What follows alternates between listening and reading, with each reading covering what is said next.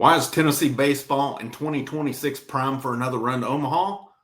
And why are they even possibly prime for their second national championship in 3 years? I'm going to tell you after I plug the channel. Make sure you hit the like, that share, and it is free to subscribe. Appreciate all your support along the way. I've looked at this roster and gone, I'm pretty set on my pitching, but I'll be honest, when I look at the lineup, I've struggled to put a 9 together. The reason why, I could probably put about 15 guys in this lineup and roll with it. But a lot of things, what reared their ugly heads this year was defense. How many times did the defense let them down? Untimely hitting, numerous times I felt was part of it as well. Now, though, we look at this team, and I feel like, I'll be honest, I got a little bit of questions on defense based on how you got to get the lineup in. And I'm curious to see how they do that. But I feel like the hitting, based on what they went out and got, too. They added some variety pitching. It's not all guys coming in throwing high 90s to 100 straight fastballs. There's dudes with different angles that can do different things with different speeds. I like that. I think you need that as well. Their lineup, though, there's a combination of power. There's a combination of guys that can just hit the baseball. And so let me start pitching. Here's where I go with my rotation for the weekends. Here's where I go midweek as well, because now the midweek starter is going to be a thing again with this limited roster. The roster limit's 34. It's being said they may be able to pull some things to get more guys in on it. I would expect it no more than 40, maybe even a little bit less, maybe 37, 38, depending on what they do. Here's where I go, and here's why. Tegan Coon's Friday night guy. He pitched an SEC play last year. Did a good job. He did a good job. And did he finish strong in SEC play? Not necessarily, but, after the Vanderbilt game in the regular season, when he's pitching his ass off and he gets pulled for no reason, how are you not looking over your shoulder at that point? There was no reason. I've gone on record about that numerous times. I will not stop going on record about it. It was inexcusable to pull him in that game. And I don't know, it felt to me like maybe it was a confidence shake for him. And I could be wrong on that. But how could it not be when you're cruising right along pitching well and you get pulled for no reason with it? That was terrible management. And frankly, they mismanaged him the whole year on it. Anyhow, with that out of the way, here's what I like, though. He didn't pitch in the NCAA tournament. So, it could have went a couple ways. People were expecting, well, he'll hit the portal. Nope. He went straight to the Cape Cod League and dominated. 13 innings, 20 strikeouts to 1 walk, if I'm not mistaken, was the numbers. That's absurd numbers, guys. That's absolutely absurd what he did this summer. And if you watched him, too, what I liked was it was fun. The longer he went, the better he got in games. Yeah, sure, sometimes maybe he's not just coming out of the gates, striking out the side to start or anything, but, every pitcher is going to give up hits. But that was one thing I was told specifically about him, and we saw it. The longer he went, the better he got. And he could have went longer in those games, but he's trying to get, he's on a limit. They're not going to overwork him in the COD League. But, outside of, I think some of your main guys go to USA Baseball for the summer, but that Cape Cod League is really good. And your Cape Cod, your California League, your Appy League is a few of the best that's out there. I was impressed, and he did it against big-time competition. You look at the guys he went against, that was some of the best players in the country coming back next year. He's easily my Friday night guy. Brandon Arvidsson is my Saturday guy. I have a hard time believing Brandon Arvidsson come back just to come out of the bullpen with it. I don't know the reason he wasn't drafted. I don't know if they upped his price and teams didn't want to meet it or what, but I said that going into the draft because he still has a couple years eligibility left. He is a guy who could have withstood to come back and really increase his stock. If he goes in as a weekend rotation guy, he's got a major opportunity there to go from what I thought would have been 5th to 10th round up to a first-round pick next year. And I'll tell you this too. Wouldn't have thought Liam Doyle coming in from Ole Miss last year. I mean, we thought, yeah, he'll do good. He'll improve. I don't know that anybody saw what was coming out of him. I'm not saying Brandon Arvidsson's Liam Doyle, but I think Brandon Arvidsson and Tegan Coon's both. They're both draft eligible. Would not shock me at all to see both guys be first rounders next year in MLB draft. My third guy, and a lot of people have put this guy as the Friday night guy. I'm giving, here's my thing, and this is where I go with my lineup too. Playing the SEC is different than playing the Big Ten, the WAC, whatever these leagues are around, the MAC, all these. I'm going Landon Mack's Sunday guy, third on the weekend. Hell of a pickup that they beat out LSU for him. Coons and Arvidsson have done an SEC play.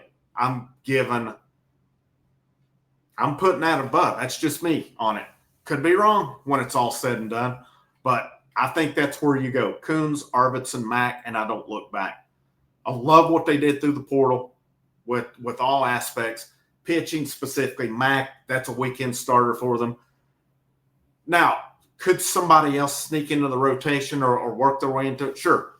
I just have a hard time believing Arvidsson would be the only one I would question, but to me, I think it's a no-brainer. You put him in the rotation. That's just me. I mean, I look at other returning guys. Anson Seibert, I feel is a bullpen guy. Braden Krenzel, bullpen guy as well. Nick Abraham, pitched real good in the college league. To me, he's your weeknight guy. He's your weeknight starter. He's got a couple years of eligibility, to my knowledge, left. Let's say he's your midweek guy this coming year. And then the next year, because Coons and Arvidsson are going to the draft, Abraham works his way into the weekend rotation. I think it's perfect. And even on early season, when you've got two midweek games, you could go, say, Abraham one night, maybe Cameron Appenzeller the other. That's a guy I'm interested to see, true freshman coming in. Ethan Biotto, freshman out of Texas, is another one I'm interested to see as well. But what they added through the portal, a variety of arms. You got Bo Rudy, pitched really good in the Cape Cod League. He's capable of being a closer. Brady Frederick, the same thing, Southern Conference Pitcher of the Year, ETSU, submarine guy, so he adds a different variety. And then you've got Evan Blanco, lefty from Virginia, who's pitched a lot of baseball. Mark Hindy, lefty from Duke, who's a crafty guy. And I'm probably forgetting somebody. I don't see how I am forgetting anybody out of it. Well, I had Clay Edmondson down. He got drafted and signed. So that's a strong weekend pitching staff. With that, to me, is three guys starting who should be able to get you at least 6 innings, if not more. That does less taxing on your bullpen as well. Now, I would imagine out of the chute, they won't necessarily trying to be making them go that far. I mean, we saw it with Doyle and Phillips. They worked their way up with them this year. But I think it's a really strong pitching staff. And, again, I like the variety on it. It's not just all guys throwing straight gas, because at this level in the SEC, these dudes can hit it. They've seen it in high school. They're seeing it in college. If it's right down the middle, they're going to wear it out. And we saw it numerous. That's what got Tennessee in trouble numerous times. I went back and forth on my lineup. And I went and there was guys I initially, I'm like, I've got to get this guy in. How do I get him in? Where I went, when it's all said and done, there was 3 for sure that I had in, and the rest I kind of built around that. I ended up, obviously, you've got some good transfers coming in, but I went SEC over out of conference with it. Here's where I settled on my lineup with it. I went Tyler Myatt leading off. And we'll say DH. That's where he's played at Walter State in this summer. Could he play the field? Sure. If he does, that opens up something for someone else. I've got Henry Ford second playing left field. That's where I'm going with this one. Third, here's where some of you may disagree with me on. I am high on this dude. He had a good summer in the California League. I think he's got a big-time bat. Has he done an SEC play yet? No. But there's really not a proven bat in SEC play, to be honest with you. But these guys, we've seen these dudes take steps from one year to the next. I'm high on, and my breakout guy is Blake Grimmer. And I'm putting Blake Grimmer. I settled on him at third base. That's where I went with it because I debated on how to go. Maybe you go Myatt at third, Grimmer DH. I think they're interchangeable in that regard. Myatt DH or third, Ford left, Grimmer third or DH. Fourth, this one's a no-doubter for me. Levi Clark, first base. I don't see Levi Clark catching for Tennessee. Maybe he proves me wrong on that one. But I feel there's probably three actual better catchers on the roster. Maybe more. I don't know. But Clark's, he had a good year in the Cape Cod League. He has that year of SEC experience. He had some success, and he had some rough patches as well.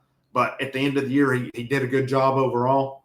I expect him to take a big step and be a big bat for Tennessee. I'm going him clean up playing first base. This is where it got a little tough for me now.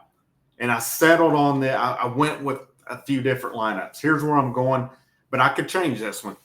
I'm going Reese Chapman fifth and in right field. I don't think Chapman's coming back to sit the bench, but at the same time, I think it's got to be there where if he's not producing, there's other guys that need to be in there. I'm going Chapman fifth and right field. I'm going either Garrett Wright or Stone Lawless catching. I'll be honest, part of me goes Lawless, but Wright,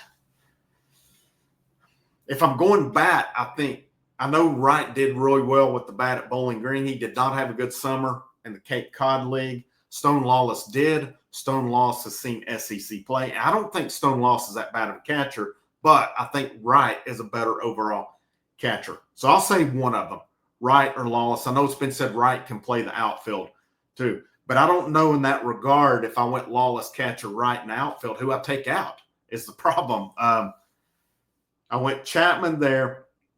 I went Chapman fifth in right field. Wright or Lawless sixth catching.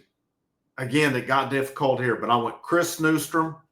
I'm going Chris Newstrom second base. Chris Newstrom hitting second base. I had a lineup where he didn't fit, and I was like, I can't do it. I need him in, especially I thought he did some good things in SEC play. He didn't get enough of a chance. And it left an impression on me. He comes off the bench cold. I know there wasn't pressure on because Arkansas was well in control. But he comes off against Christian Fouch, which I'm not going to say much more. I had nothing for that guy in his mouth. But when Newstrom turned on 99 and gapped it, that was perfect. He's got some big-time ability. Didn't have the best summer in the Cape Cod League, but I can't keep him out of the lineup. I think he did a lot of good things last year and has a lot of big potential. This one's tough for me. It's an either or. And I'll be honest, I'm leaning more Ariel Antigua over Manny Marin. I know everybody's trying to pencil in Manny Marin at shortstop. I'm not. Ariel Antigua went and led the Appalachian League in hitting this summer. A lot of people expected him to transfer. What did he do? He went to the Appy League and lit it up there.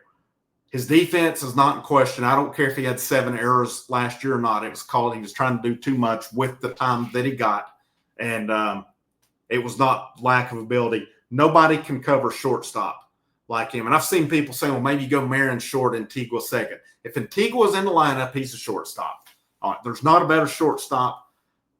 Definitely not on Tennessee's roster, maybe not in all college baseball than Ariel Antigua. I'll stick to my guns on that one. So I'm going Antigua 8th at shortstop, and I'm going Jay Abernathy 9th in center field. But, man, it's hard to leave Manny Marin out. It's hard to leave Blaine Brown. I have a lineup with Blaine Brown in it, and I think he might be hard to keep out of it. But, again, I really kind of went experience in SEC versus these non-conference. I mean, I don't even have Finley Bates in, who was a good hitter as well, who's transferring in. And, I mean, some of these freshmen that are coming in are insane as what they've got. So, Hunter High's another dude I think could take a big – Jackson Walker's a guy who got better and better in the Appalachian League this summer where if somebody struggled, he could step in. That's how much talent is on this team. But when I said on the end, I'm going Myatt, Ford, Grimmer, Clark, Chapman, Ryder Lawless, Newstrom, Antigua, Abernathy. And I like that lineup, but it is interchangeable. There are interchangeable parts to it. The bottom line is this team's going to be loaded, and it is. There's other teams that are too. This team's got a real shot at Omaha and a real shot at 2 national championships in 3 years. This is Frank. This is the House of Orange. Have a great weekend. I'll see you when I see you.